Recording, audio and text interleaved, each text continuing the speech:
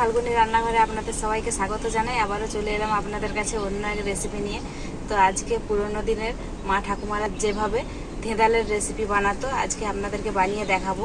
তো ভিডিওটা প্রথম থেকে শেষ অবধি পুরো দেখতে থাকুন। ধেঁদালের রেসিপিটা বানানোর জন্য এখানে আমি ধেঁদাল নিয়ে নিয়েছি। ধেঁদালগুলো ভালো করে পরিষ্কার করে ধুয়ে নিয়ে চলে আসছিলাম। এগুলো এরপর কেটে নেব। এগুলো কিন্তু বাজারে কিনতে পাওয়া যায় না বন্ধুরা, এগুলো আমাদের গ্রামের দিকেই পাওয়া যায়। তো আমরা এগুলো কিনিনি বাজার থেকে, চাষও হয় না যেখানে সেখানে এই গাছগুলো হয়, তো সেখান থেকে আমরা তুলে নিয়ে এসেছি। এইভাবে কেটে নিয়েছি ধেঁদালগুলো, সবগুলো একইভাবে কেটে নেব।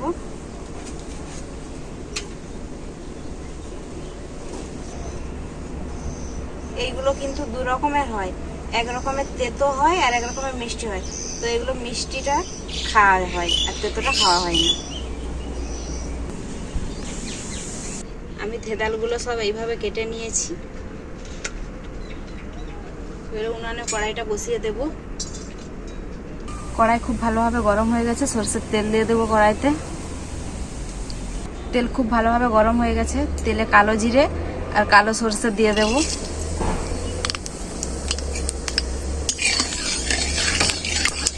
কালো জিরে আর কালো সরষে খুব ভালো করে ভাজা হয়ে গেছে। আলুগুলো আমি এইভাবে কেটে রেখেছিলাম, পরিমাণ মতো লবণ দিয়ে দেবো। আলুগুলোকে হালকা করে একটু ভেজে নেবো আমি।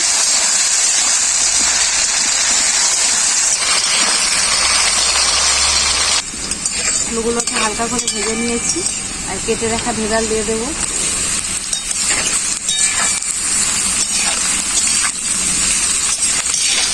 আমার ঠাকুমা এইভাবে ধেঁদালের রেসিপি বানাতো, দেখতাম ছোটোবেলায়।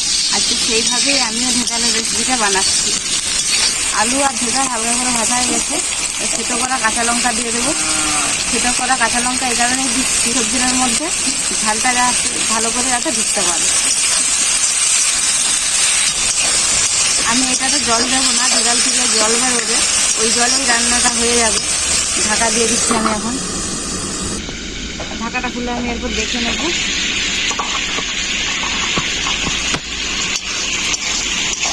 ধেঁদালগুলো পুরো গুলা হয়ে গেছে, আলুগুলো খুব সুন্দর সিদ্ধ হয়ে গেছে। এখানে আছে সরষে আর পোস্ত একসাথে বাটা দিয়ে দেবো।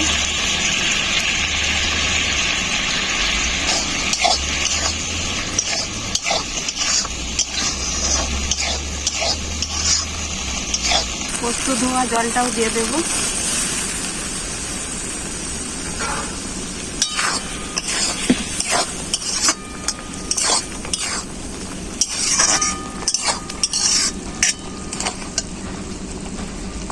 অল্প একটু জল দিয়ে দেব।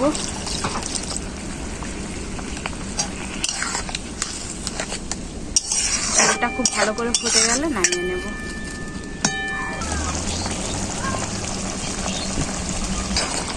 ঝোলটা খুব ভালোভাবে ফুটে গেছে, অল্প একটু লবণ কম আছে, আমি লবণটা দিয়ে দেব।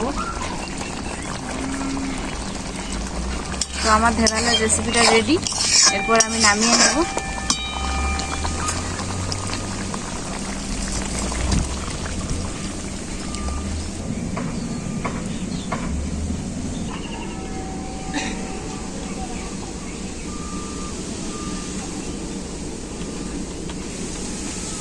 রেসিপিটা খেতে কিন্তু অপূর্বই হয়েছে। খেতে খেতে আমার ঠাকুমা তো আর নেই, কিন্তু ঠাকুমার হাতের সেই স্বাদের কথা মনে পড়ে যাচ্ছে। সে নিজেই রান্না করেছি, কিন্তু মনে হচ্ছে সেই ঠাকুমার হাতের রান্না খাচ্ছি। ধেঁদালের রেসিপিটি কেমন হয়েছে আপনারা কমেন্ট করে জানাবেন। ভিডিওটি যদি আপনাদেরকে ভালো লাগে অবশ্যই লাইক শেয়ার সাবস্ক্রাইবটা করে দেবেন। আপনারা সুস্থ থাকবেন, ভালো থাকবেন। আবার দেখা হবে পরবর্তী ভিডিওতে নতুন কোনো রেসিপি নিয়ে।